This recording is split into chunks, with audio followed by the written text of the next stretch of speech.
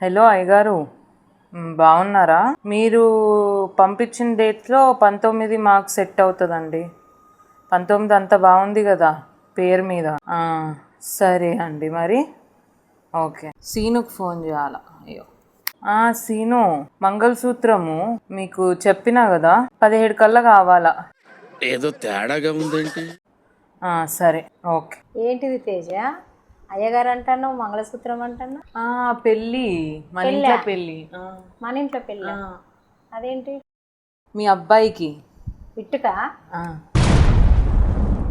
అదేంటి?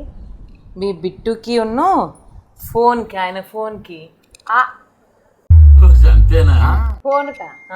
మొత్తం 24 గంటలు దాంట్లోనే ఉంటున్నాడు.